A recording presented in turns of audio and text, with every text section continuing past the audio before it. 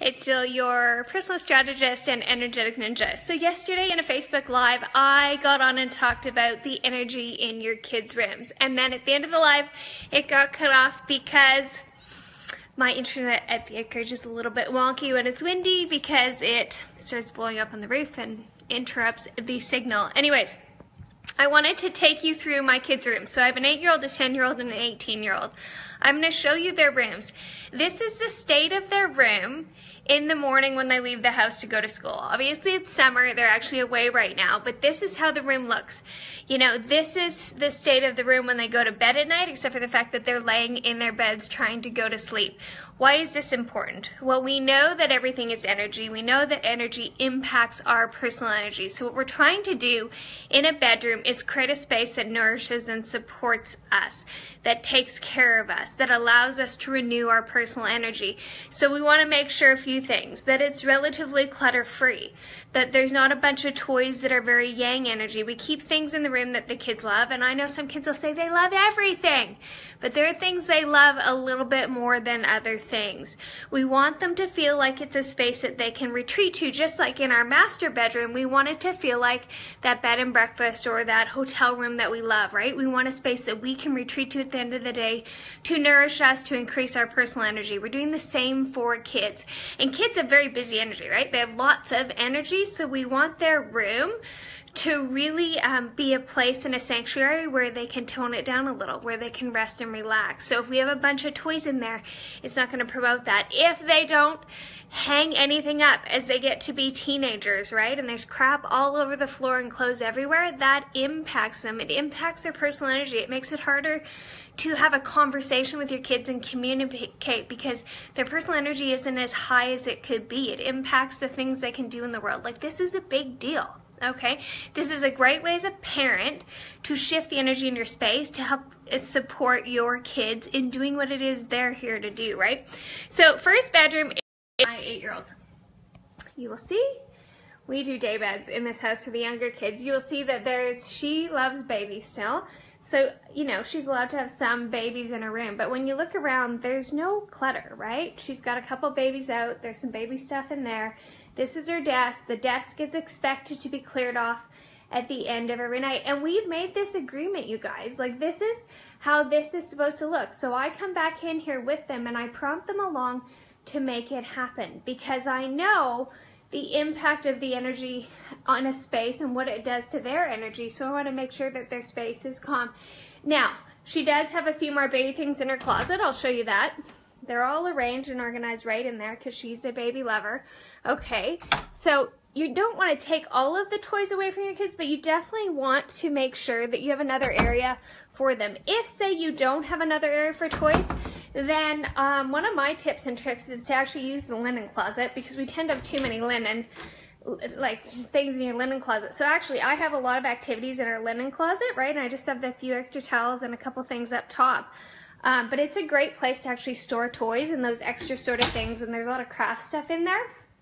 And so you get it out of their bedroom. If you don't have a designated, you know, area where their toys are. A lot of our toys in this house are in our basement.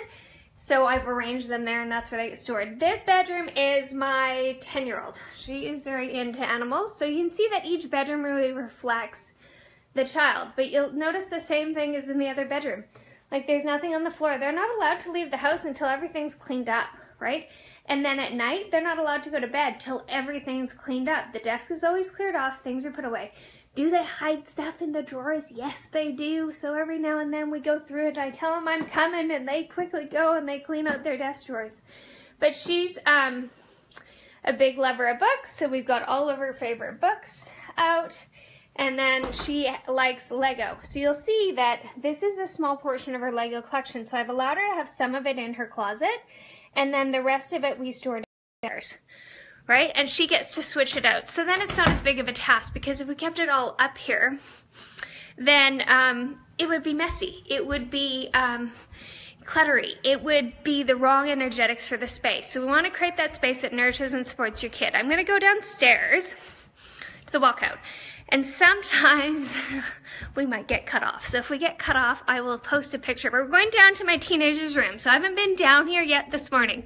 But I know the agreement that we made about her room. So I know that the state of her room is going to be good because she's actually left to go to the lake.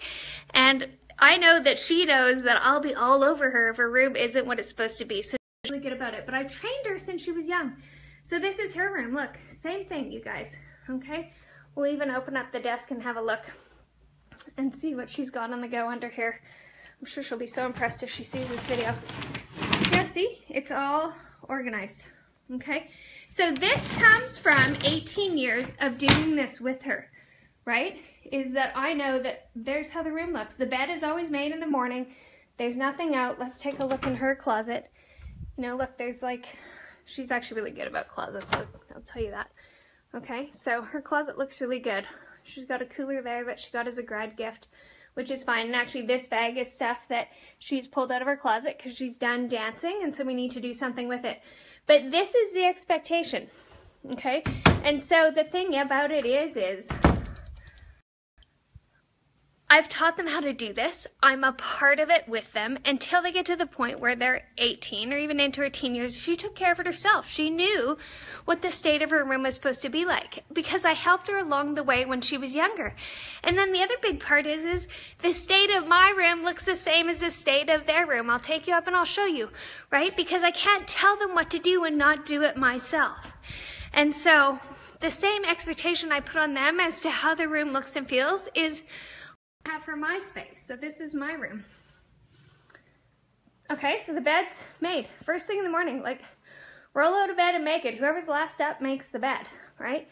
Automatically. And here's the closet. Okay, like, so I didn't pre-plan coming up here, and look, it's all taken care of and done. Like, my husband doesn't have quite as many clothes as me. And he's a little messier in his folding because the bottom ones are mine, but you know. What are you going to do about that? So the biggest thing is this is up to you to help them create, right? And that's the key to it all is you're in charge of the energy in your space. You're in charge of how the energy impacts the people in your home and impacts you. So get into the rooms, help them declutter, help them find spaces for everything that they have. Help them create a space that nourishes and supports them, and then assist them in maintaining it as they grow. And as they grow, then you will have an 18-year-old like I do that takes care of her own space. It's very rarely that I have to get in there and have her change something around. So good luck with that. If you have any questions, please let me know. I'll post a link to the Feng Shui program if you're interested in learning more and, you know, impacting different areas of your home based on the areas of your life to create a change and a shift to make sure you're energetically and strategically creating the life that you desire most.